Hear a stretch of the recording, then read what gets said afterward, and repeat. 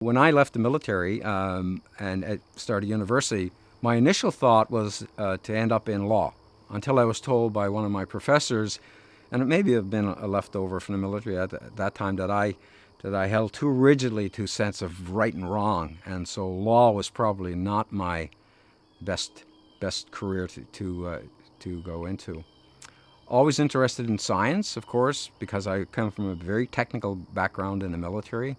So for me, psychology, understanding behavior, understanding what drove people, and I was probably influenced by the role I was in after I left the military, running the addiction center. I really became much more interested in that. What is it that is happening in people's lives that they end up, and in Halifax at the time, on the street? These people had careers. They were former pilots, they were former executives, they were former ex-military people, and here they were.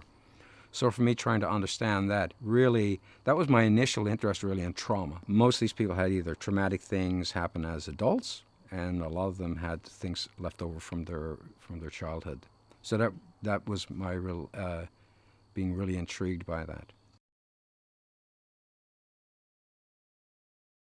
I've written 3 books at this point, and really started in 2012, as we're winding down Afghanistan. So I'm seeing a lot of people who certainly served during the Bosnia war area and also the Afghanistan war. My son asked me, what's it like for me?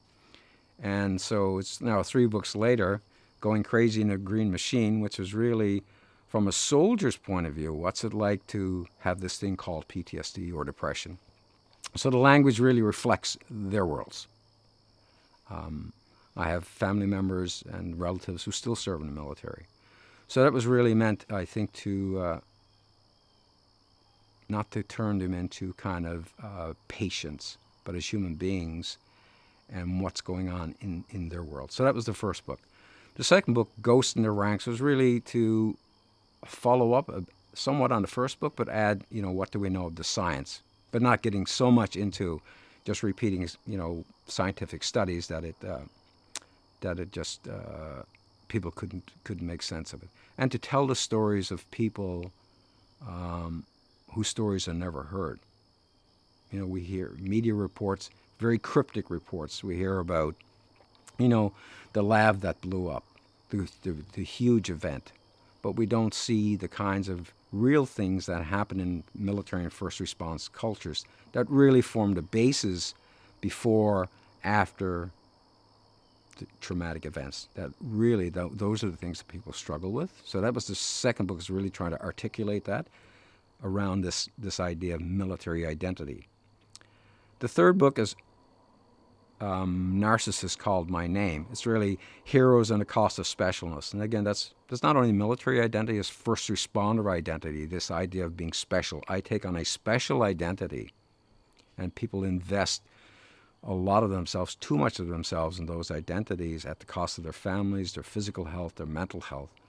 So really, in the third book, I'm really trying to say to people, here's what here is what you're doing in your jobs, and here are some of the costs you probably are trying to ignore, and you need to be aware of those things in terms of remaining in this, along a spectrum, remaining psychologically healthy.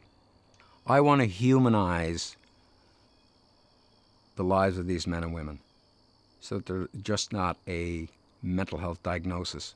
They're just not statistics. They're real people in real organizations interacting with other human beings in those organizations, and systems that can be almost dehumanizing. And I want to inform people about that, the effects on people, that we need to get back to. Yes, we have liability concerns in our public, in our public institutions, but we have to get back to some place of treating people as people in direct interactions, not through the lens of a diagnosis. I mean, sometimes we forget that.